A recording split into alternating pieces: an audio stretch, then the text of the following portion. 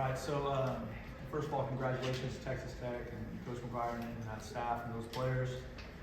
They came in here and played a good game, and you know, I was encouraged by how our team responded in the second half. You know, we need to score touchdowns in the red zone and not field goals in those situations. I thought our defense really responded, forcing some turnovers.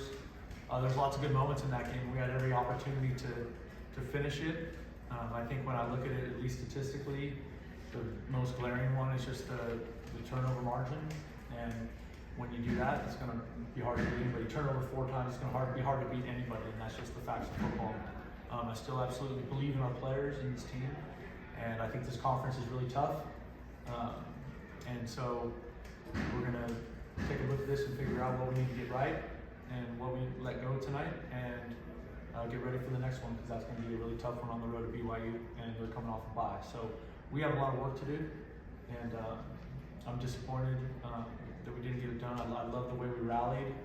You know, if we could have answered with touchdowns in the red zone, I think we could have kicked the door down on the game, but we didn't. And that's the truth. That's the hard truth, is that we just did not. So disappointed, but the truth, you know, I just have to coach them better. I need to look at, you know, are we carrying too much scheme? Are the details where they need to be for us to get done on game day what we want to get done? Because it didn't look like that tonight. Reminder, please raise your hand and wait to be called upon. Justin, go ahead. Why do you think offensively you guys were unable to finish drives tonight? I don't know. That's a good question. I think there was, you know, a couple missed throws there. I think we had a little bit of issue with protection. I think everybody on the field had a piece of that. You know what I mean? And everybody on the sideline too. Me, play callers, all of us. That was a collective, just absolutely not even close to good enough. Michael? So you see this across college football all the time. The team has a huge win one week, and then maybe there's a letdown the next. It happened in Alabama today. Did you get any sense at all during the week that your guys maybe weren't in the right frame of mind? No, we had a great practice, and we talked exactly about all that stuff. And you know, we used the coach Tony. The better team doesn't win on game day. It's the team that plays the best that day. And these guys played better than us for 4 quarters. Not, you know, we were in it, and we were playing better football for most of the second half, but in the last 5 minutes of the game we didn't, right? We didn't stop them, and we fumbled the ball. You know what I mean? So I think that's the hard part about it. Gentleman in the back corner here. You said a couple weeks ago that you wanted to get more tight ends involved with the play. Is this a strategy you want to keep? This team, Burnett did a great job again today with I think well over 40 yards. Is this a strategy you want to keep up throughout the rest of the season? Yeah, absolutely. I think we have a lot of faith in that tight end position, and you know, I think we're starting to get some good stuff from the other receivers too, and obviously T-Mac is a weapon. And so we're definitely, if we can distribute the ball, you know, a little more evenly, it does make you harder to defend. And so, you know, I thought the tight ends did a nice job today. Brian?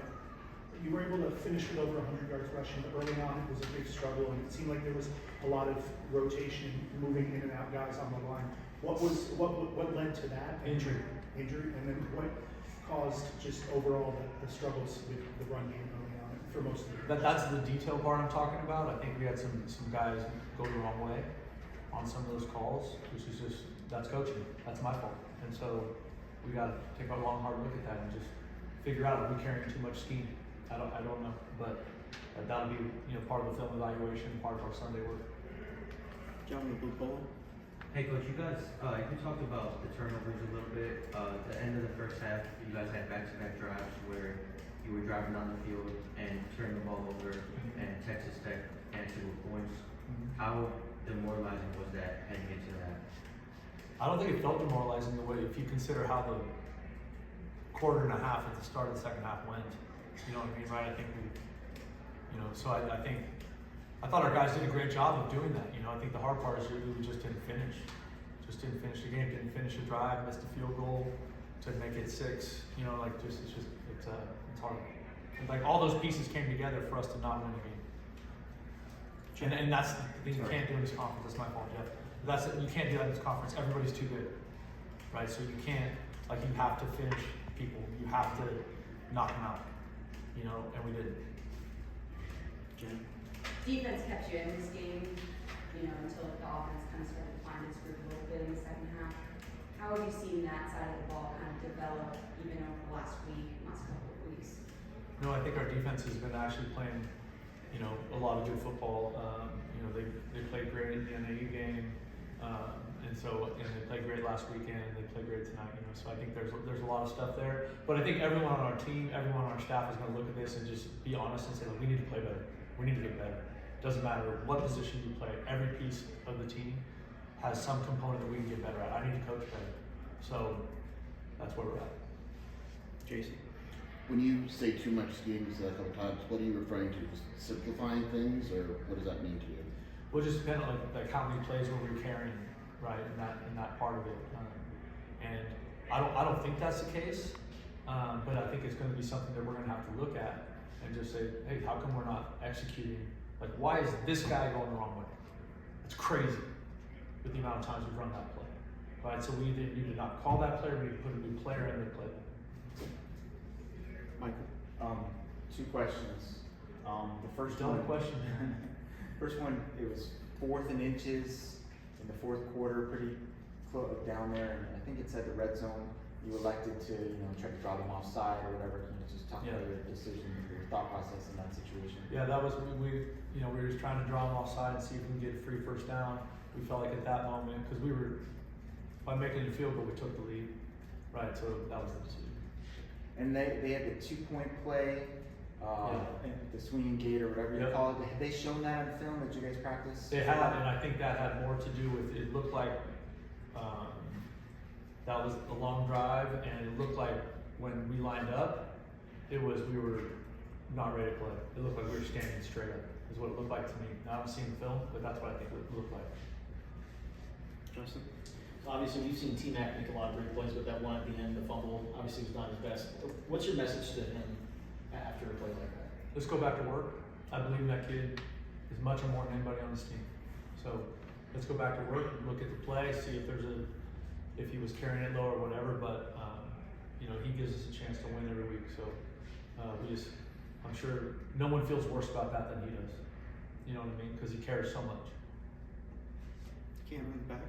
Elliot on the last Sports 260 AC. I know you mentioned how, of course, in the red zone, you want to get those touchdowns, and Tyler did just miss one field goal, but had a career high in field goals today.